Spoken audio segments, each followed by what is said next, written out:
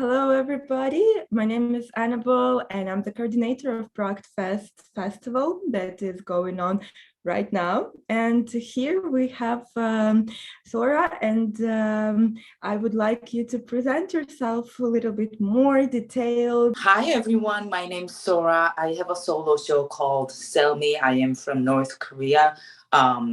The story talks about this incredibly brave North Korean woman defectors and how they find their way to mostly South Korea to find freedom. And I think it's very, very relevant at this time of history that we talk about, and especially what is happening in Ukraine and the goal of this particular festival. I wanna bring this very brave woman stories to share their courage and bravement and their spirit and basically unite the world. Can you tell a little bit more how, because the story itself, it's from the description, it's pretty hard, no? It's really complicated. And how was it created? I heard I so my friend called me and told me about this book called A Girl with Seven Names, and the book was written by this incredible North Korean woman defector. And the book is basically sharing her stories of escaping North Korea and finding freedom. She actually lives in the US, I believe, right now. And that's when so I'm from South Korea. So growing up, I didn't know much about North Korea, even though North Korea was right there. I didn't know because we're not supposed to talk. We're not supposed to, communicate. So I didn't know anything about North Korea, what was happening in North Korea. So I thought to myself, why don't I do a little research and find out what's really happening? And that's when I really learned about what is happening and how much help they need and what they're going through daily on a daily basis. And I started writing about. So my show is loosely based on true stories, but with a lot of my creativity and imagination. And I started writing and I wrote about a year, and I didn't know where I was going because this was my first solo show. I've been an actor and performer last 20 years or so, but I've never done a solo show. And one day I wasn't sure what I was writing, and I just put all the piece of papers on my wall. And that's when I got to see that, oh, this big chunk could be one story, and this another chunk could be another story. So that's when I realized that, oh, actually I wrote a show, and who's gonna perform it? And of course I want to perform it. This is my show. So that's how everything started. Yeah. So I learned later on, after I grew up, that my dad actually was born in North Korea and escaped to North Korea when the Korean War was happening. So he was 4. So that's when I realized that, oh wow, North Korea and South Korea, we're divided, and we've been divided for a very long time. But like my own dad is from North Korea, and that just made the relationship so much closer and familiar to me. And that's another reason that why this show is so important to me, because I'm not talking about some random people. I mean, after all, we are all one. Everyone in the world, we are all connected. And I think that my show talks about that being oneness. And even though we're divided and we don't share the country borders, we are not same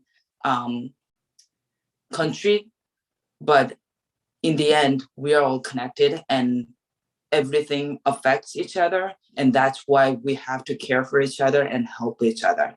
And I want people to know that while watching my show and after watching my show. That's really beautiful. And I hope more and more people realize that, and because it makes it all, I don't know, all of us being really this whole one, and being able to support each other and stand for each other. And how about your like prehistory? Yeah, do you work in some particular company, or you're independent performer? Can you tell a little bit like about yourself as well? So like I said, I'm from South Korea, and I came to the US about 20 years ago, and I joined this New York off-Broadway theater company called Blessed Unrest. And with that company, I performed off-Broadway, several productions, and I also internationally toured with that company.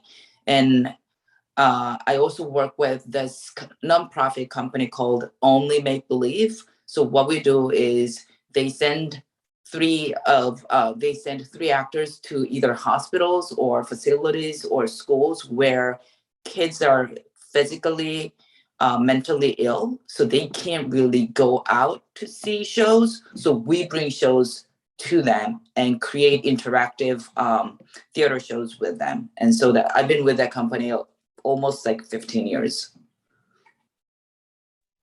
Wow, really nice. And how do you feel like talking and doing so much of social work? Because I think this show, it also has this part, right, of getting people know about North Korea and the problems. And do you expect people after your show, after seeing your show, like do something, or I don't know, some action you expect them? For that question, that so one of my favorite parts of performing my show is having a Q&A after the show and receiving questions from the audience. And like that's when I really think we can connect.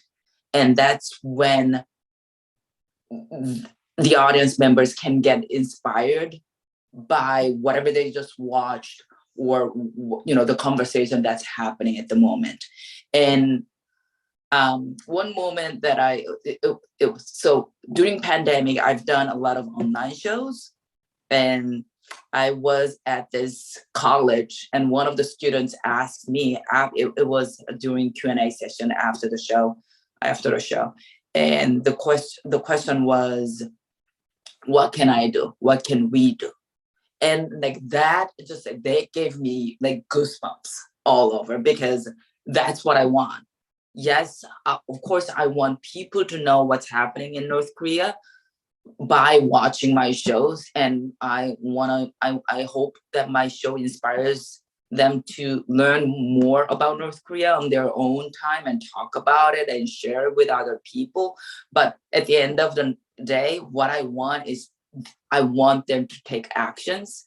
So there are many organizations that helps North Korean defectors or people in North Korea, and I personally don't recommend any particular ones, because there are many if you Google. So that's like ultimately that's what I want. I think that's beautiful, and I can relate to that, because right now it's the question that stands in front of all of us, whether it's art for art, or art can inspire people for actions and be in the same time beautiful piece of art. Is there some things you would also recommend before watching the show? I can't really think of anything, and but I think that stay open, like enjoy, have fun, and at the same time, a lot of you will see a lot of like surprises, and like, whoa, does that really happen? Like, it's 2022 and like some people actually do that. Yes. So what I'm talking about in my show, I mean, it's actually based on stories so it's not like the show is not current. Like I would say it was current about 15 years ago, 10 to 15 years ago. So maybe some of the things don't happen anymore in North Korea, but I did not make up anything. So just breathe in and know that there are people going through something like that, like something like unthinkable every single day, several times a day, and they are still happy and they still live their lives with gratitude. So enjoy.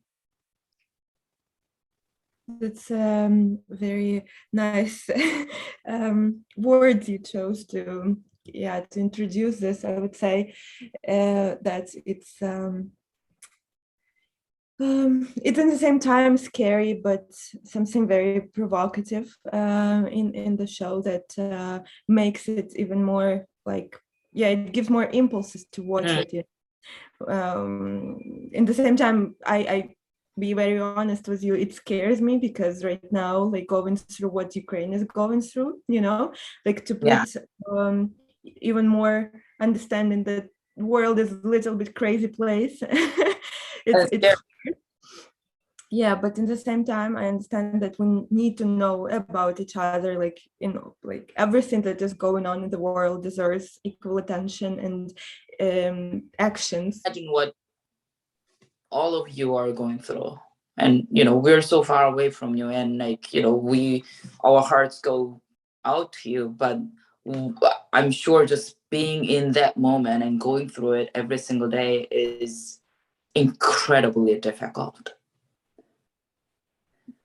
I would not say it's not, but I would say that what we keep in mind is this unbreakable spirit, and the thing that you said also about things in your show. Yes, that there are people going through stuff, but they are still continue their lives, and I guess that's what matters, right? So it's like keep going, right?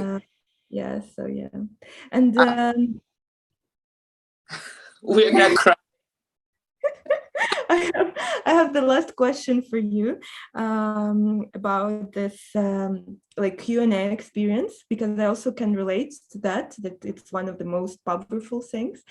What was the most I don't know, unusual or strange or like provoking question you have received and that you still maybe don't know the answer, or the answer is very unexpected? So I think I have a couple. But one question that I like just came to me right away is that so it was a live show. It was before pandemic, and I'm from Korea, like I said. So I communicate in English like without no problem, pretty much. But the question that was asked at the moment was so complicated, like politically complicated. I just didn't understand. And when the question was asked, I like really listened. I had no idea what the question was about. And I asked, can you repeat it, please? And the gentleman repeated the question and I still didn't get it.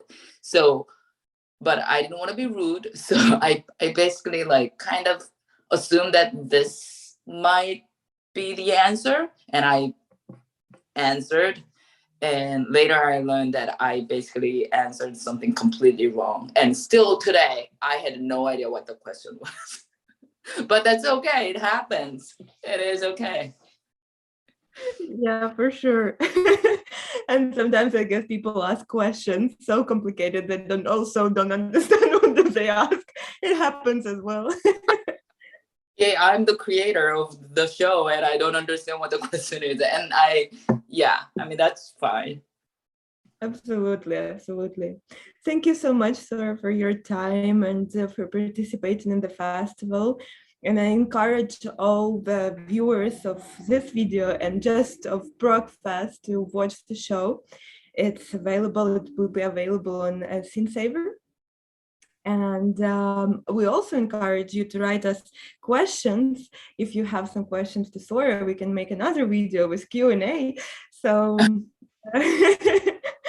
Please enjoy. And again, Sora, thank you so much. So welcome, and I hope to see you around. Yes, yes, one day for sure. Yeah, stay healthy, safe. Bye.